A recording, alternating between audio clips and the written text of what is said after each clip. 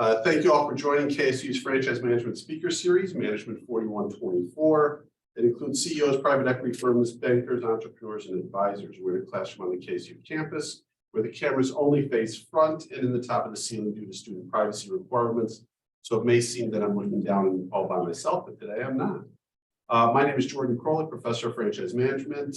My non-professor life is as an independent equity sponsor, acquiring businesses, consultant, senior leader.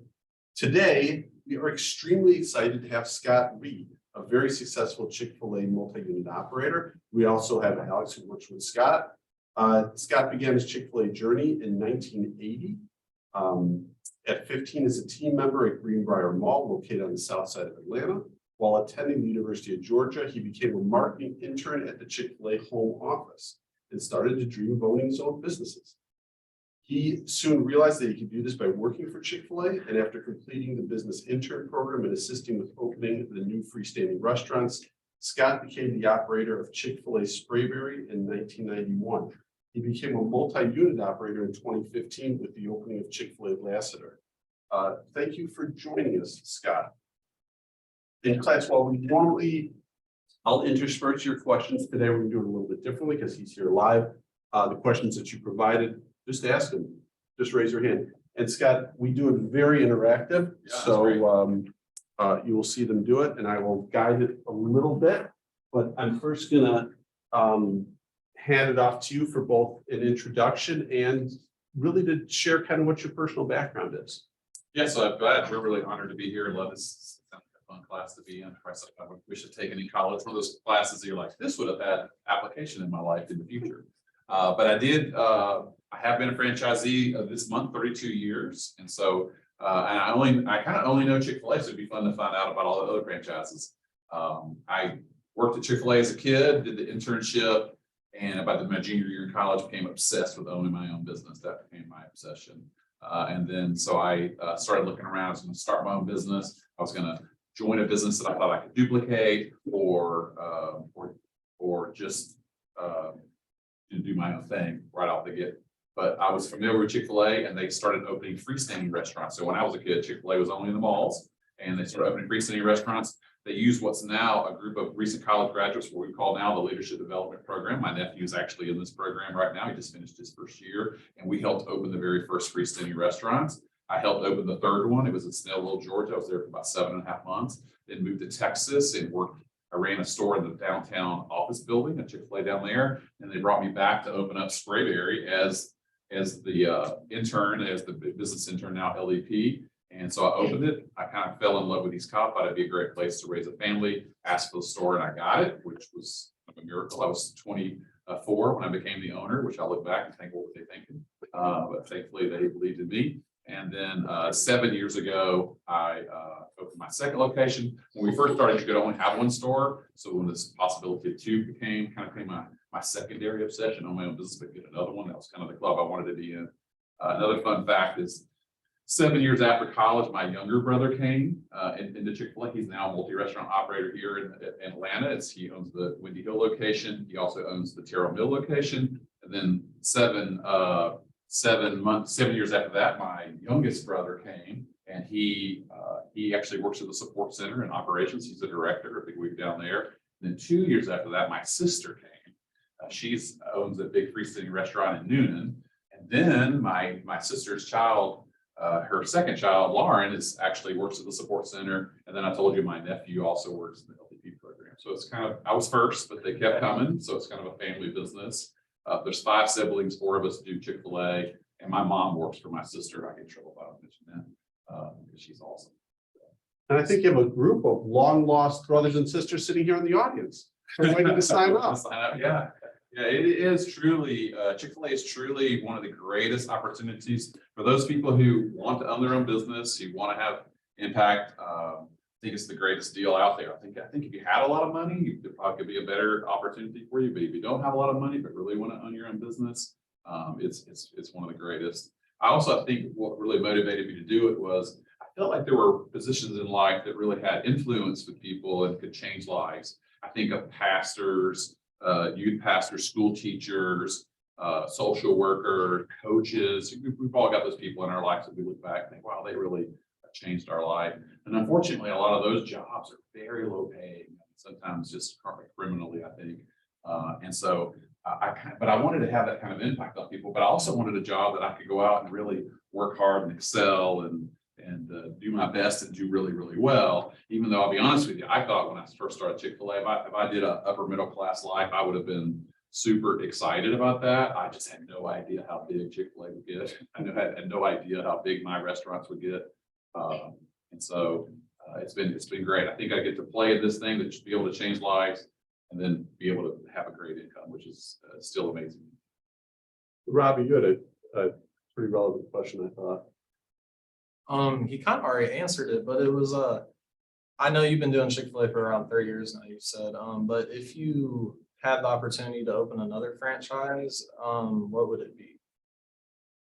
You know, I think it's funny because my buddies and I in the Chick-fil-A world sometimes scoop around and think, well, we could open that, or we could take over that one. We could fix all their drive-through problems. Because, you know, my poor children can't go with me, and we were standing outside of, I took my daughter a couple of years ago outside, and we were having ice cream at a place, and I like the place a lot. And so then I said, man, this drive-through, I could tell them how to, you know, fix this. And she goes, what would you do? And so then for the next 20 minutes, we went. My daughter works for me now, so she worked for me then, but she's out of school, works for me, and just laid out how we would fix it. Because I always kind of amazed that the drive-throughs of places, you know, because drive-through is such a big emphasis for us. I'm always kind of a little bit of amazed that they don't spend more time. You know, because what we do is not a secret. I mean, you can come over and watch us and go, I see what they're doing. You know, and then, yeah. So, but yeah, I think other businesses intrigue me. I think if you're an entrepreneur, you go in, and if you'll know you're an entrepreneur, you go in and everywhere you go, you say, I would change that. I would change this. I would fix that. I would do that differently. That's a good sign that you're an entrepreneur, because you're going to have that. Not that you're being super critical, not that like these people are no good. It's not like that, but just the heart of just always looking for opportunities to make things better. But it actually raised a question I was thinking about. So my question was sort of tied to the restaurant design. I know after COVID, Chick-fil-A started to look into just having some drive-through only locations. And with COVID, a lot of other restaurants started to look that way as well. So what caught my attention the most is what Taco Bell actually did, I think in, I'm state I can't quite remember, but they actually made a two-tier store where the kitchen's on the top and they have like 4 drive-through lanes beneath it. And I thought that was a really interesting way of just sort of increasing the volume of their drive-through capabilities without having to actually sacrifice too much. And I was thinking, is like, do you think that's going to be more commonplace if it proves to be successful? Absolutely. We just got back from the Chick-fil-A convention. We call it Next. It was in San Diego. There was 9,500 chicken people there, so it was a lot of us. And that was definitely a part of the conversation. And we're definitely always looking to innovate. And I mean, that was a very innovative way of going about it. Right now, one of my restaurants is in renovation. We're spending about $500,000, and we're blowing out the cockpit. The cockpit is that area right by the drive-through window. But actually, we're putting in a door instead of a window, and expanding the cockpit to add more capacity. A drive-through customer is typically 38% more profitable than a dine-in customer. And it's funny because if you just said 30 years ago, my split from drive-through and inside, it would have been about 70% inside and 30% drive-through. Well, you know, that number has not only flipped, it's gotten greater. We're in the 90th percentile between curbside, on demand, drive-through. And you know, you were just looking for how the customer wants to get their food, and that's, you know, we're trying to adapt to that. And so fortunately for COVID, we were already very heavily invested in drive-through and trying to improve our drive-throughs, which I think is our secret sauce. But we've never satisfied, because there's always a way to improve it. Our philosophy is very simple. We just want to have the food ready for you when you get to the window. And so what happens is when you do something to make that happen, then something becomes a bottleneck, and then you fix that bottleneck, and then something else becomes a bottleneck, and you fix that. And so the bottleneck for us now is the window. The window is limiting how fast we can go. So now we're just putting in a door.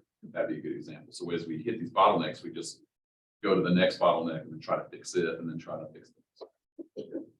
So having worked for Chick-fil-A for the last 30 some odd years and seen it expand from mall, not like kiosk, but like small mall type shops to freestanding locations, you're kind of in a unique position to answer this question. It's actually not even my question. I was talking to somebody else about you guys coming in this class today at work, and they were curious. They were like, I've seen a lot of new Chick-fil-A's opening up, and it seems like they're moving towards a more modular type construction of like the buildings than like what was historically the norm. And so they were wondering, has that impacted like the startup costs and like the costs for like franchisees of investing in a new location? Like, has it become cheaper? Has it become more expensive? I know it seems like it's made it faster to build, but Yeah, so that's a great question. And I've got a good example. So my original restaurant will be 35 years old this year, and we're going to take it down. And so part of the plan is that we're going to use modular building to build it back more quickly. Because every day you're closed, you're losing money, right? Every day is a very expensive day because you're not selling all that food. So they're telling me that normally it would be a 5-month build. I mean, approximately with the modular, it'll be about a 4-month build. So I don't know if you save on the construction. That's not my end of things. Chick-fil-A kind of for us handles the construction. I have input on what goes on. I get to look at the plans, give them feedback, and we've already been kind of debating on what I think would work the best versus what the prescribed plan is. And they're pretty accommodating, honestly, to try to make me happy. But I'm hoping that we'll make the modular because we're not moving it to a different location. We're going to keep it where it is. The sooner we can get it back open, the better it'll be. And I've got about 200 employees that I need to take care of, in those 4 or 5 months. where do they go? So I'm really fortunate that since I have the two restaurants are 2.6 miles apart. So they're very close. So, and right now we closed the Lassiter, the big one, I call it the big one.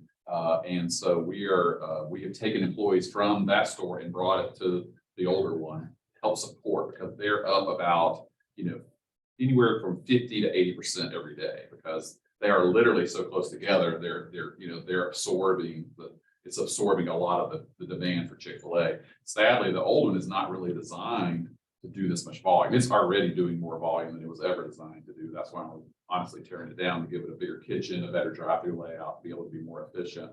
But they're doing really well. And you integrate these teams and all the challenges. You have top leaders of these stores and they're all together. And so we're trying to navigate all that. But it's going well. But definitely, in this market, you don't lose any, you don't want to lose any employees. That's any furloughs? I did have some people who wanted to take some time off, which is great. We got some going on a grand opening. That's great. Go help with grand opening. But because we're having such a big increase, it's going to be probably about 2 weeks. It's not a huge amount of time. So we'll be all right. So as let's you bring up a great point, which is kind of this relationship with Chick-fil-A and saying that Chick-fil-A manages much of the construction.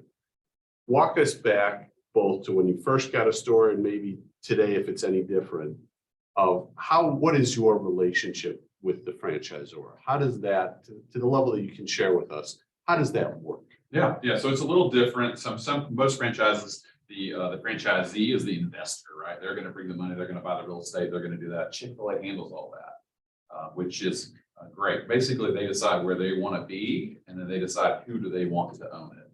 And then if you cannot sell your franchise, you can turn it back in, but you cannot sell it. But the secret sauce of that is Chick-fil-A decides who they want to be in business with. And so if someone say, can you leave this for your son? No, I cannot leave it for my son. But if my son were interested in Chick-fil-A and he had the qualities, like my whole family's, doing. So it's, but they're always going to pick the person they think is best, which actually really protects the brand because I did some consulting with Ford Motor Company. I like Fords. And they were telling us the challenges that the corporate side was having with the Ford dealers because maybe the dad was a great dealer, but then he gave it to his son and his son's not a good dealer. But the corporate Ford does not pick who they're going to do business with. It makes it very challenging where Chick-fil-A picks who they're going to do business with. And I think it really has done well for their success. And then so their support is really, really, really good. They have a lot of specialty consultants like throughput consultants, drive-through consultants, kitchen consultants, financial consultants, and for free in one sense. Of course, I pay them, but it doesn't cost me more to have them come help me. An example is they have a drive-through consultant. It's pretty cool. What they do is they'll fly a drone over your store during a heavy business period. Then they will link in with the security cameras and tie those together so they can see the flow of your drive-through. And then they go through and pull snippets like game film, and they'll show, and they'll sit down with you and they'll say, okay, here, when this happened, you should have done this. Just like if you were a lacrosse player. In fact, the first guy who really did this, he was a lacrosse coach previously, and he was a kind of a steadier of game film. And they're really giving you game film. Like, here's where you messed up. Here's what you should have done. Here's where your glitch is. Here's where your bottleneck is. And that's pretty valuable because they really help you get better. So if you want to get better, there's a lot of resources to help you get better. So I think that's one of the things they do really, really well. I think the franchisor relationship with Chick-fil-A is probably the best. There's tension there. There should be tension, right? There should be good tension. We should be pushing them to do certain things, and they should be pushing us to do certain things. I mean, a great example in the early days when I did breakfast, if you had given me the authority, I would be like, I'm not doing breakfast anymore. I'm not making any money. I write a check every day to do breakfast. Why would I want to do this anymore? And I would have given up. Just didn't see it. They're like, nope, you got to keep doing it. I'm like, now I do thousands of dollars worth of breakfast. I'm glad they did. Well, it's been actually a big part of my business. And so that's, I think, a great point. To sometimes the franchisee's not right. Sometimes the franchisor is not right. So there's a lot of good give and take there. Is your relationship similar to like a Burger King where they pay 4% and they pay into an ad fund, or is it? And so our deal, and it's not a secret. So our deal, how we make money is I get Chick-fil-A 15% of sales off the top. I give them 6% rent, no matter what they pay for the building of the land. It's still going to be 6% of my sales. And then I split the net profit half and half. But your fees to sign up originally are not the $40,000 and the $2 million build out. $10,000, and it was only $5,000 when I signed up. So, Sign up early. Yeah, I had to add, when I got the second one, I had to give them the other $5, but and you get the five of it back when you leave, which I think so. But yeah, so it's only $10,000. So the challenge of getting a Chick-fil-A is not the $10,000, right? It's the about 25,000 people a year apply to be a Chick-fil-A operator owner, and there's probably they consider about 3,000 of those specifically, and they only select, in the probably 185 to 110 people a year to own a store. So it's very competitive to be a Chick-fil-A owner. I'm glad I got in way before I got that hard. Yeah. So did your siblings get stores because you owned a store? No, I think my siblings got interviewed because I own stores. So they out of the so they had nothing to do with the fact that you owned a store. I think they knew that they knew what the Chick-fil-A was looking for, and they had relationships because of me and through that. So I would say they got an interview, and then after that, they were on their own. But getting an interview is good, right? It's helpful but it's all you now, right? I mean, so I would say I made them aware and helped coach them and all those kind of things. So I'd like to think I helped, but in reality, once that interview started, they were on their own. It doesn't hurt to have you in your like your circle, your what do you call it, your network. Yeah, Right? yeah. Of course, they asked a lot of questions. They, thought it out. My sister, she actually went to work in the mall store in Douglasville and went to work there with the hopes of getting her own Chick-fil-A. So she worked for the owner operator there, knowing this owner operator wanted to leave. When she left, my sister became the owner operator, and that was kind of her plan, right? That worked. And then she wanted to get a freestanding restaurant, and she kept waiting for the right one in the area she wanted. Then when that happened, she's a very good operator, very good operator. And as we talked about in earlier class, guys, everybody's going to see breaks in life or get a lead or get an opportunity. The question is, are you going to take advantage of it? Because you're going to get a break. You may not see it at that time. You may see it later, but you will say, hey, I had this was a break. I sat next to this guy at a basketball game. We made a connection, but then what do you do with it? And clearly Scott and his family have done great things with that. And so the question is, when you guys get that, I've never met somebody who's, I've never gotten one break. Well, they have. It just didn't happen for them. And that's okay. It just didn't happen. But I do want to have Alex, your question ties right into what we're talking about. Yeah, going off of the $10,000 to start a location, my question was that if you're a potential applicant, you need a lot less capital than other chains like Wendy's. I think I looked on a website that said Wendy's, you need a $5 million net worth and $2 million in liquid capital just to open one for them. Do you think that the approach that Chick-fil-A takes helps them secure more motivated franchisees? I think so.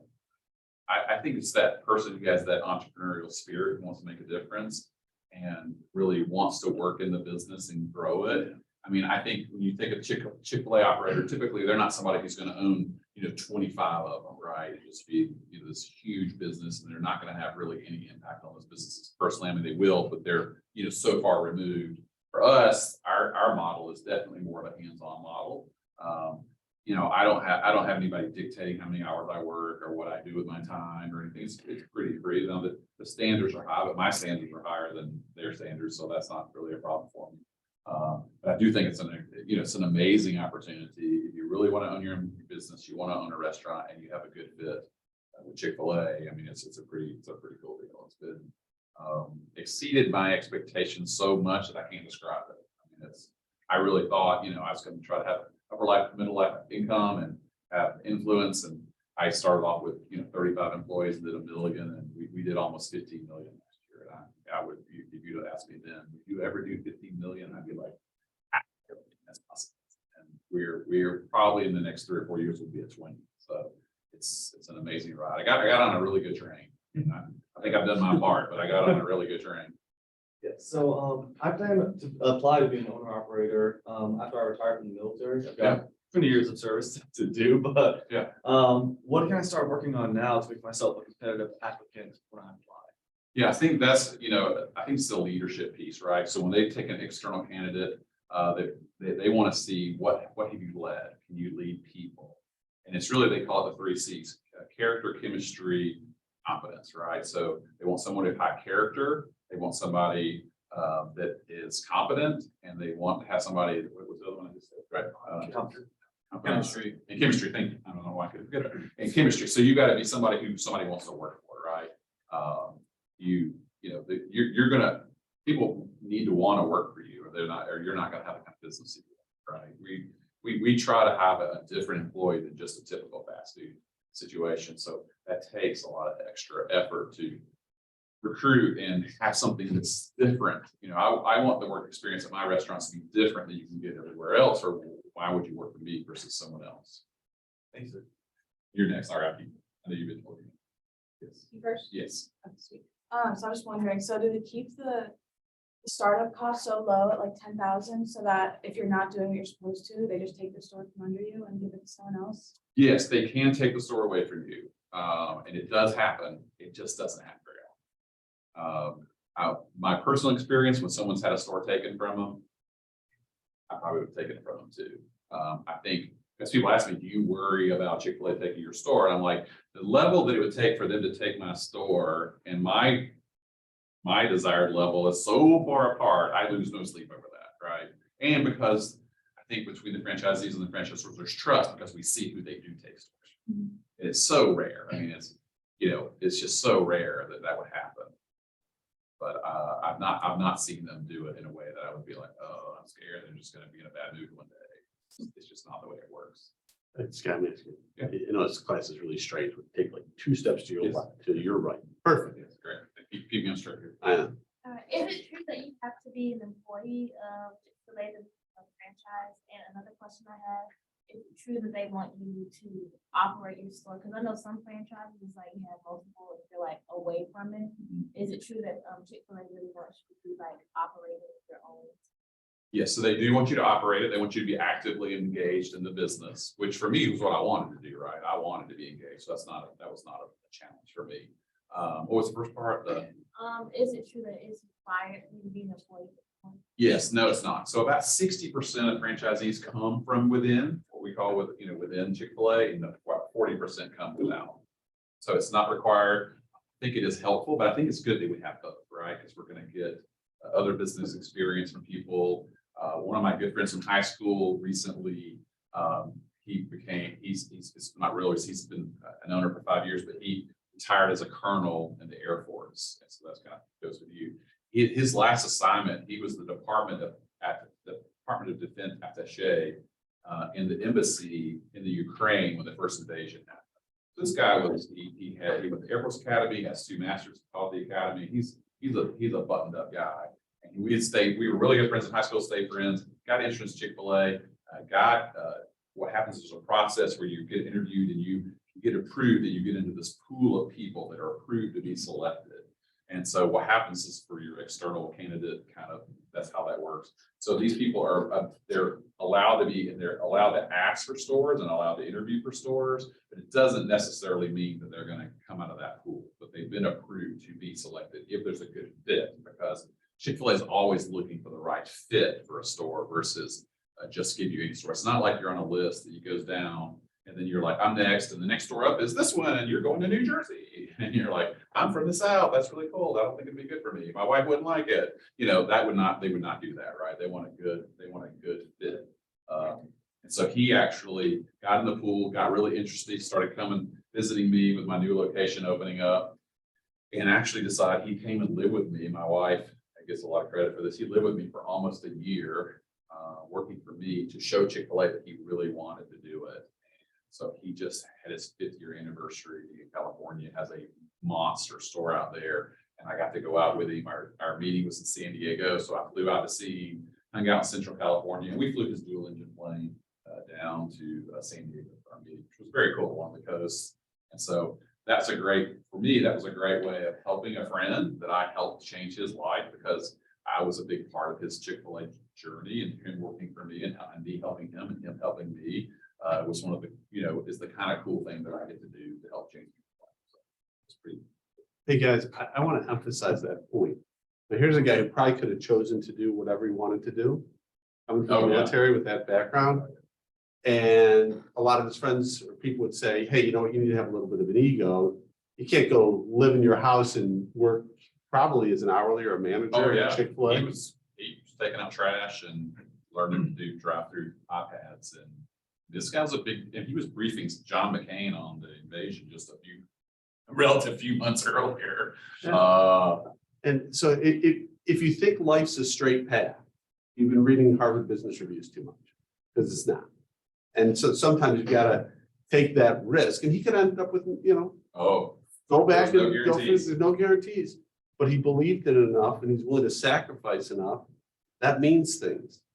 Effort does not win. You got to have effort and luck and talent and a lot of other skills, but sometimes you got to take that step back to take 2 steps forward. And it sounds like he's done. Yeah. And I've had a good number of guys come out of my store that have entered either being an owner operator or the support staff. And that's honestly the funnest part of my job, is to help people get to where, that next thing, especially if I can help them, even in their regular life, but especially if I can help them in Chick-fil-A. Because, I just went to the convention and I get to see all these people, the ones that influence me and the ones that influenced them. When I first came out and I was opening stores for Chick-fil-A, the guy in charge of that now is the president of Chick-fil-A. So he and I are friends. And so he's about to retire, which is a big deal for me. But he had great impact on my life. And Alex and I were sharing a story where he's really getting on to me about something that I deserve. And he changed my life by doing that. So I thank him all the time for doing that. So it's a neat business, and it's a neat role. Chick-fil-A's corporate purpose is to glorify God by being a faithful steward of all that's entrusted to us. Faithful stewards, just taking care of, this has been entrusted to us for a season, let's take care of it. And then to have a positive influence on all those who come in contact with Chick-fil-A, which is what I'm doing today, at least the part when I give you the cookies. And then in our store, we have 2 core convictions. These are more of my things. I want to be a top 20% store, which just means I think Chick-fil-A is the best, and I want to be one of the best Chick-fil-A's. And then I want it to be a place I'd want my daughter to work. I want it to be a place I'd want my daughter to work. So for me, when you have a business, if you have really good culture and you have high performance, that's the secret sauce. Because you can go to work for a company that doesn't care about you, that is like, performance is everything. And maybe you could go someplace, the culture is great, but the performance is bad. I think that when you get a company, you can do both. I think that's where the magic happens for us. So, yes. Why would you think other fast food chains, like the foods, like you just said, the Chick-fil-A have into their company to become successful as Chick-fil-A is? I don't know. That's a great question. I'm so, my history is so Chick-fil-A since I was 15. I don't really have you guys probably know more about other franchisees than I know. This is sort of my world, and I know a lot about Chick-fil-A, but no, I think, for me personally, if you're gonna do any kind of business, it needs to have meaning. I always say that the chicken is not enough for me, right? It's great that I get to make a good living. It's great that I get to, live indoors and do fun things, but that's just not enough. So I think ultimately that ability to have impact and change lives, even if it's somebody's first job, maybe you can have impact. So to me, that's more, I get more excited about the part that's changing lives than just the part about making money. But I tell you, the more I focus on changing lives, the more money I make, which is just crazy. But this has never been my number one. I mean, I did want to do well. I want to take care of my family. Don't get me wrong, but it was not my number one priority. And the more I focused on this, I get to hang out with guys like Alex and help him grow and coach him, mentor him. That's a lot of that's the funnest part of my job. And a quick introduction on Alex. He is a recent KSU grad last year, I think. That is correct. Yep, December. You guys will all get that.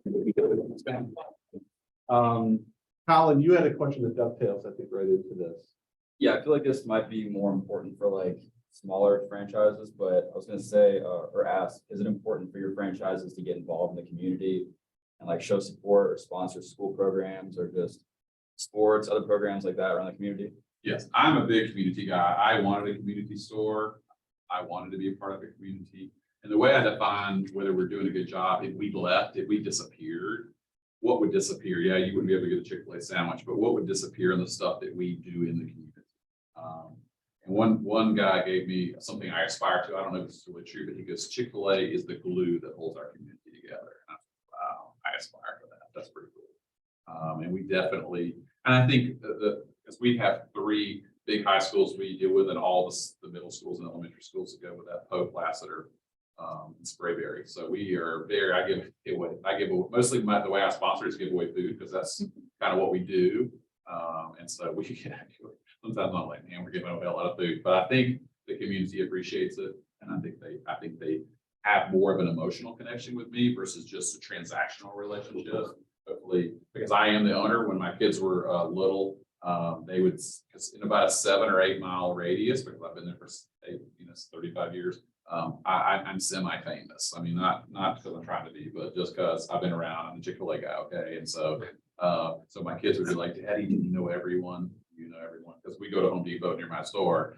I'm probably going to see somebody I know, and so I'm always amazed that they want to talk to the Chick-fil-A guy, And I have people regularly come with me, and I don't really recognize who they are, but they know who I am, and that's kind of interesting. It's a slice of celebrity, but I'm always happy to say hey and say hello, and they say nice things. I usually give them a free card. So, yeah. So you kind of mentioned it earlier, but would you ever consider owning more than 2 stores if the ability, like if you were able to? And I know you said like you don't like the idea of owning 25, but like how high would you personally go? Yeah, I think 3 has kind of been our limit that Chick-fil-A's ever allowed, and I definitely would be interested. I think it's another one of that next challenge. I think for me, one of the best things about I was worried when I was y'all's age. I was really worried that I would be bored in my job. That was really a bona fide fear, that I would have a job that I was bored at, and it would not have meaning for me. And so I've actually had the opposite experience, because I found, and then I worked as an intern in the corporate office. And honestly, I was 19, so that's probably part of it. And I had all these meetings and nobody decided anything. I thought my head was going to explode. And I thought, man, I'd rather be like doing anything. I'd rather be sweeping the parking lot than doing this, like let's make a decision. And it's funny because now I have a lot of meetings, but they're my meetings. So I guess it's a little easier to take. I'm sure everybody that feels like a million things are getting done. I hope so. I try, but I was not a meeting guy. I realized pretty early on, I said, I love this corporate. I enjoyed being there. There was only about 100 and something people there at the time. And now there's over 3,000 people, which gives you perspective of how long ago that was. But and I tease the corporate people now. I know y'all's meetings are great now, and everybody decides quickly and they laugh. They go, no, this is the same. I wanted to see if you could just talk us through a little bit about your training process when you became a franchise. Yeah, so there's actually there's a class, that you go through. It's 6 weeks long, and they help get you ready. I personally, when I think about trying to learn all of it in 6 weeks, it scares me. I think about these poor people that have never done this, and so they get put in these stores, and they just gotta be patient with themselves, because there's a learning curve. Even the new store. So I opened up the new store. It was the second week, and long story, I won't tell the details, but it wasn't going great that night. The capacity of my employees and how busy we were not in alignment, right? It was just, it's a new story, everybody's excited, which is great, but having 90 new employees at that time was very difficult. And I was standing there, and this guy came up to me and said, you really should go, he knew I was in charge, but you really should go talk to the owner of the Sprayberry location. He knows what he's doing. And he didn't know that I was the owner of the Sprayberry location. So I got totally ripped and totally a compliment in the same time. But that kind of summed up, even for me, who was, I've done this a long time. It's still hard especially when it's new. Raj, your question kind of dovetails into this. Yeah, so pretty much for in hypothetical sense of a probable failure or operation not meeting standards, what method or how would you go about to protect franchisees from poorly performing franchises? Meaning if you have a Chick-fil-A that's performing utmost and then you have one a few miles away or whatever that's not doing as good, how would you go about fixing that process? Me, as a franchisee, how would I fix it? Yeah. If it was my store? Yeah, if you're the store owner, yeah. Yeah, okay, great. And I have this, right, it seems like I have two children, right? When one's going good, then the other one seems like it's not going good. This one kind of focus on this one, get it going, then something happens here. It's kind of, but definitely, we're always kind of playing chess with leaders and who's the perfect dynamic for the different people and who is in the pipeline for leadership who can help us, how can I recruit other leaders to come help us? So you're always constantly kind of figuring out where is the gap, where you are and where you could be, and how's the best way to get there, who can help you with that. So definitely, like when the new store opened up, I spent a disproportionate amount of time at the new one because it was struggling. The older one, I left almost as intact as I could. So they were in stable ground. And so I spent a lot more time, which I felt bad about that because, I love them both equally. But you will tend to put your energies into the spot that's struggling the most. Hey, after go first, Brianna, then hey. How do you operate like two stores? Like how do you go into one on Monday and then go to the other one on Tuesday? Everybody has their system for that, for owners. I mean, you'll talk to them because when I was coming up on 2, I was like, how do you spend your time? How do you do this? And some people do, they just have they have a certain pattern. They do different days, different stores. I tend to have a long day and a short day, and I tend to be in one store longer one day, but I typically tend to visit both stores every day.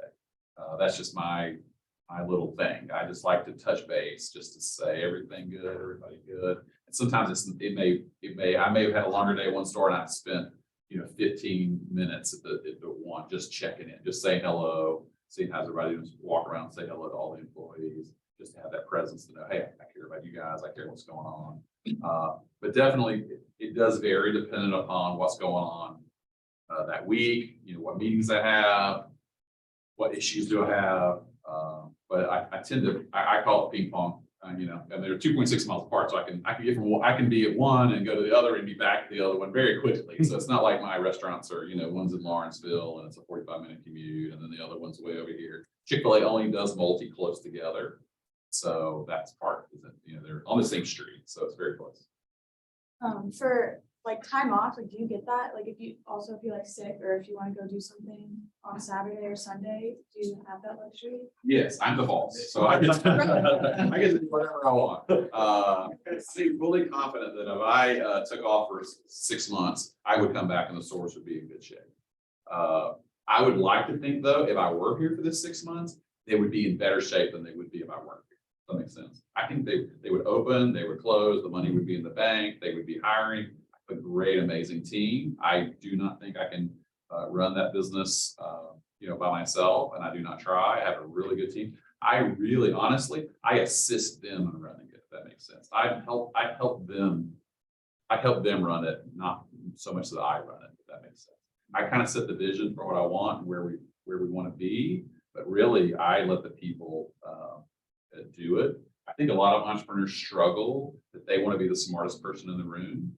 And their personalities, they want to own their business. They go, I'm the smartest person in the room. I have to be the smartest one. I have to have the best ideas. And my goal actually is not to be the smartest person in the room. I really want to create a culture that smarter people than me will want to work for me Because if I can attract smarter people than me, that can do a better job than I could do in that specific area, and I do it through the culture that I set forth, doesn't that really make me the smartest person in the room? I mean, doesn't that mean I'm the smartest person in the room? Because I have people honestly that work for me and lead for me who are way more talented than me at certain things. And so I love it when they do things that I'm happy to tell them. I think Alex will back me up, and I'll say, man, you're way better at that than I ever thought about being, and I'm thankful.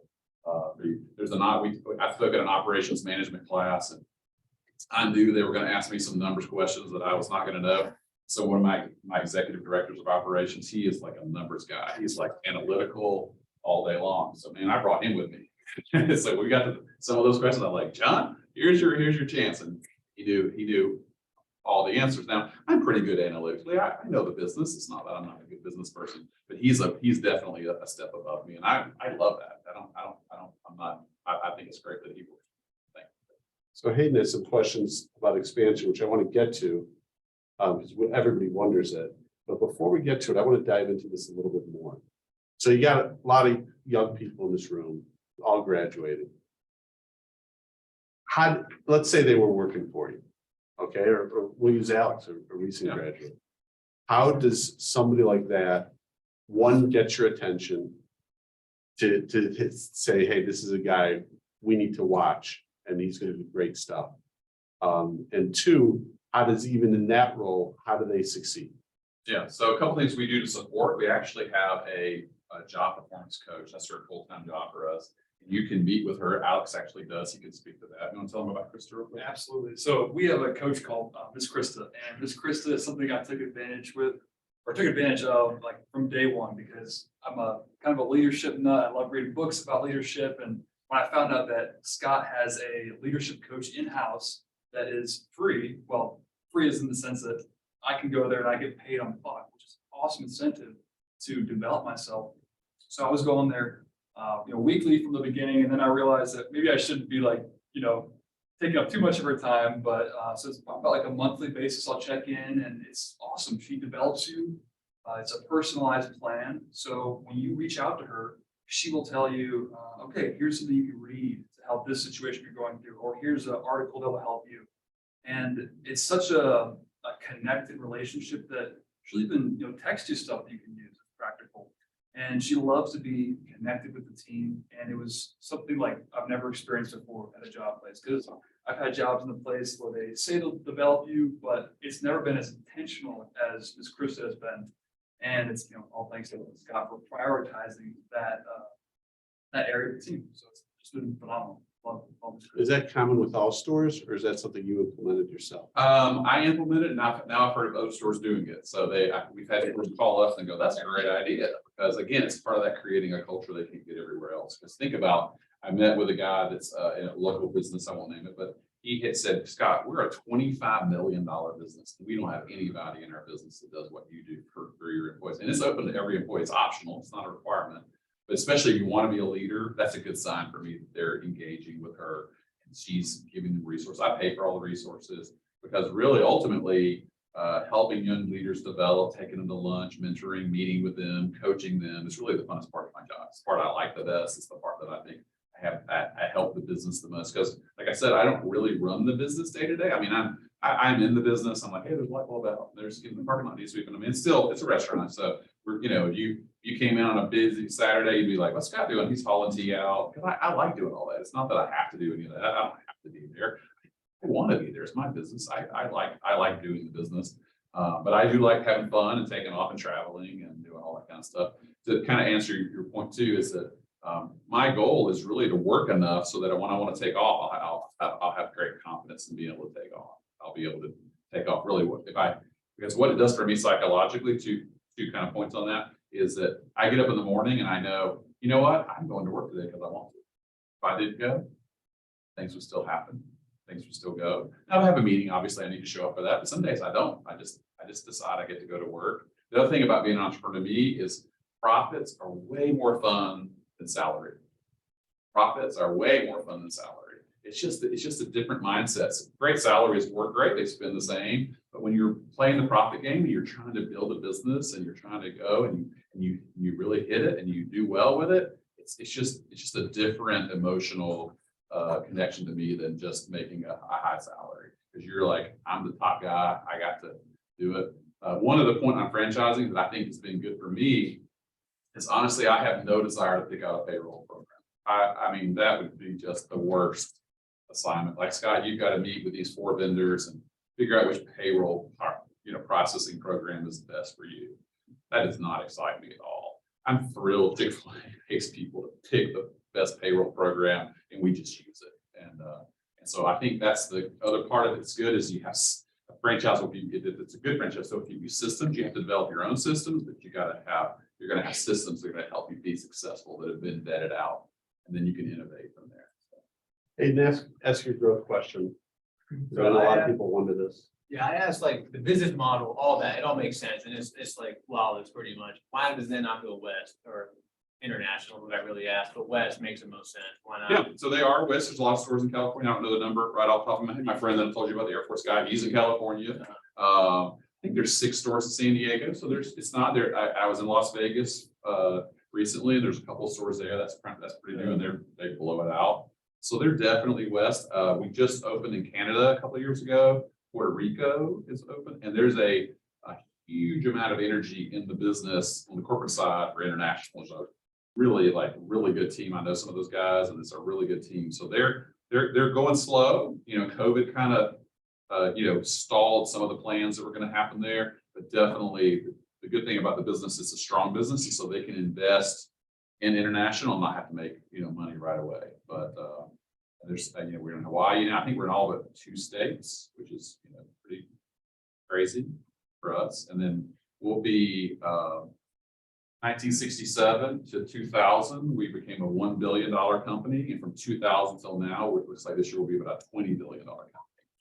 And we're a privately held, family-owned business, which we're the 3rd biggest restaurant business in America, which is, I remember we were way down the list, and so the only people ahead of us are Starbucks and McDonald's, and our average unit sales are much greater than McDonald's average unit sales, which is kind of a neat thing. Of course, there's a lot more of them.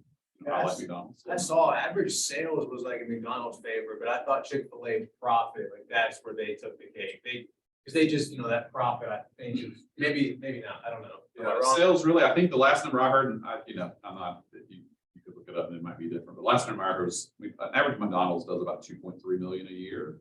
And we're like in the 7 or 8 range. So it's pretty significant. The profit is still in your favor too, you think? No, I don't know enough about McDonald's. I don't want to say something I don't know about. I don't know. So our last topic, because we've got to, as this class wraps up, personal thoughts on leadership combined with, you got a lot of voices who would say, hey, what advice would you give them? Yeah, I think the first advice I would give everyone is everybody needs a great board of directors in their life. So a publicly traded company has a CEO and then a board of directors. They select these people for different skill sets to help the CEO, and CEO uses them to figure out hey, I'm thinking about taking the company in this direction. What do you think about that? And help them. And I would tell you that every person, myself included, you need a great board of directors around you. You need people that you can go to ask advice for and tell them what you're going through and what you're working on, and they can help you. And the funny quote I always say is, don't ask your broke friend for financial advice, right? I mean, be careful who you let on your board. Don't ask the guy who can't keep a girlfriend relational advice. But maybe the financial guy is not good with relationships, but he's good with finances, and the guy is not great with his finances, but he's great with relationships. So I'll ask him that. And so people think now, and they're like, Scott, you've been an owner for 32 years. You've been doing this your whole life. You know everything there is to know. Is it just on autopilot? And I go, actually, I've never done this before. I go, I've never had this many employees. This is the first time I've ever had over 200 employees. I've never done $14.8 million in sales. That's brand new for me. So my board of directors now actually is stronger now than it was in my 20s, which is really when I should have, that's when you really want it. So, and how do you have a good board of directors? You don't have to tell them. You just have your friend's dad who's really smart, and he's successful, and you say, hey, can I come and buy you coffee? Can we meet? I've got some questions for you. And you'll be surprised at how many people will agree to that. If you pick them, well, maybe, maybe it's one of your parents or maybe it's your uncle or, but build that board of directors because having that in your life will help accelerate your growth, help you learn what they know. And that's gold. I mean, that's just gold. So I think that's the other thing is just become a student of leadership because no matter what you do, you will make more money and have more influence if you're a leader. Technical skills are great, but leading something is because I'm able to lead something, it's how I make the living that I make. So you need to work on your leadership. You need to, True Kathy, the founder of Chick-fil-A, said the difference between you now and 2 years from now will be the books that you read and the friends that you hang out with. And so, the friends is obvious, right? To choose your friends wisely. The books you read, of course, now are podcasts, YouTube videos, social media. I mean, it's all those things, right? And that will be the difference between you and 2 years from now. So choose those things well. I mean, find things that are going to help you become a better leader if that's what the path you want to be on and become a better person and know those things. You need the technical skills that schools teach you. But what I tell the guys that work for me is really in school, success is generally determined by 75% intelligence and 25% emotional intelligence. Out of school, it reverses. I think most people their success is dependent on 75% emotional intelligence and 25% intelligence. So, don't count because, I tell my leaders all the time, being right is way overrated. Being right is so right now we're combining 2 stores and they're struggling because the leaders of one store is kind of telling them how they do it at their store to the other leaders and they don't really like it. They don't really like it. And the reason they don't like it is because they don't have relationship. And I tell them, guys, lead with a relationship first. Because if they know that you're a good guy, that you care for them, you're a good girl, you're trying to make things better, then you can share things that might make things better and it won't be taken the same way, right? And that takes emotional intelligence to know the order that you do that. So. Scott, I'm going to stand up. I think this class will admit you've been amazing. We can't thank you enough that you decided to take a few minutes of your time to spend with us. I think whether it's lessons about being right is overrated and from a teacher, it's tough for you guys to say, but if you had learned one thing in the few weeks we've had together already in this class, I don't care about being right because you guys got it right. But most importantly, we can't thank you for enough for your time and for your advice and for your thoughts. And I think this whole class is appreciative, right, guys?